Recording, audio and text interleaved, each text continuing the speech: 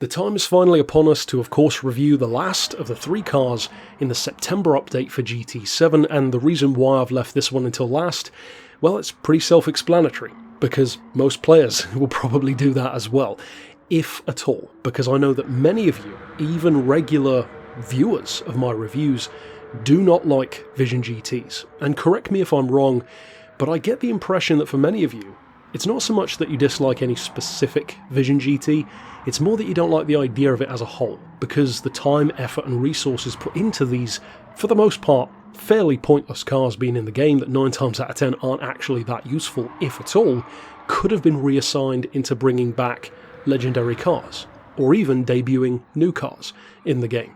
I'm sure most of us would trade a car like this for that, especially as heinous as this must be for VGT haters that it's not even a new car, it's just an open-top version of the existing Porsche.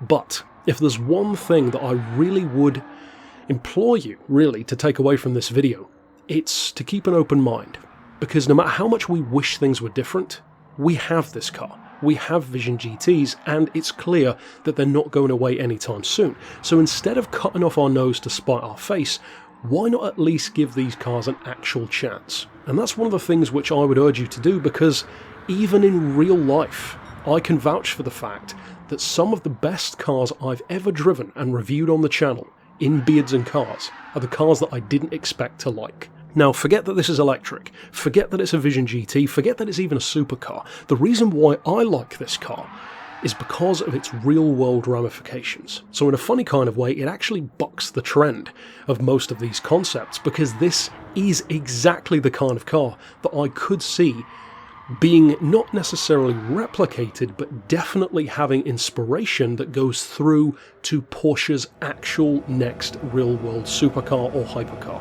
We've already seen from the Taycan that Porsche can make one hell of an electric car. The Taycan is by far my dream electric car, mostly because I wouldn't even fit in a Rimac, but it proves that Porsche can make electric cars that are genuine bucket list vehicles, despite being the antichrist of petrol heads in the form of electric. So, with that in mind, if this is anything remotely like what their future supercar, their next Carrera GT, their next 918, turns out like, I'll actually be pretty damn happy. Because spoiler alert, whether it's the open top or the closed top, and there is a slight difference between the two that I'll mention in a second, this is one hell of a car. In fact, even on the standard tyres which it comes with, even with a direct drive, limited top speed of less than 200 miles an hour, it's so much fun to drive. This thing is genuinely grin-inducing to drive. It is so easy to drift, and driving this car for the first time in the game actually reminded me of one of my favourite times I've seen Chris Harris review a car on YouTube. He drove one of my favourite electric cars, a pioneer really, the Mercedes SLS electric drive, the one finished in that crazy chartreuse green. In his review of that car, the thing which impressed him the most was not the performance, it was the torque vectoring capabilities. Torque vectoring is like a literal cheat code for high-performance cars, and the fact that electric cars can so perfectly utilise that technology is arguably what gives them their biggest real-world track day advantage over a conventional combustion engine. Because, like it or not, something like the Volkswagen IDR or a Rimac, these cars are monumentally fast. They still have limitations because of current technology, mostly battery technology in terms of weight and range, but if this is how good they already are, imagine how good they're going to get. For drifting, this thing is a pleasure to work with, and in terms of performance, although the top speed is limited, it gets to that speed so quickly that it's still really competitive, again just like the Volkswagen. Now the point level on this one is, as you'd expect, pretty high, 804, just under 805. Incidentally though, that is a little bit lower than the hardtop. The hardtop sits at 811, just under 812, so they're both in a similar region, but it does mean that you don't have to, for example, add as much weight or reduce as much power on this one to, let's say, just bump it under 800 points. Now, of course, the elephant in the room here is that within Gran Turismo 7's structure of career mode, if you want to call it that, you can't really use electric cars that effectively. It tends to be like a custom event thing or an online racing thing, and unfortunately, it's not really helping Gran Turismo's cause of trying to make people like electric cars, because clearly they are putting the effort in of adding these, and manufacturers are definitely pushing it, partially for legal reasons, that in many places now by, 2030, 2035, you have to be producing electric cars, so they really don't have a choice. Well, come on now, Polyphony, you need to make these cars usable.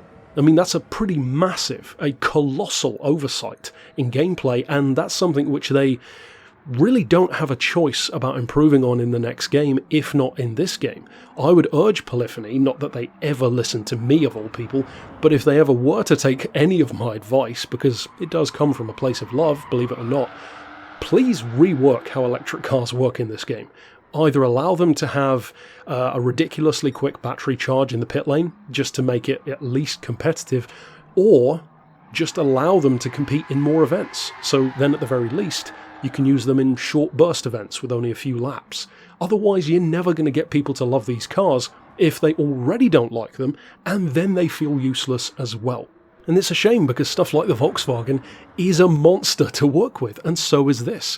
But if you can't use it, well, now you've just got a monster on a leash. What's the point of that?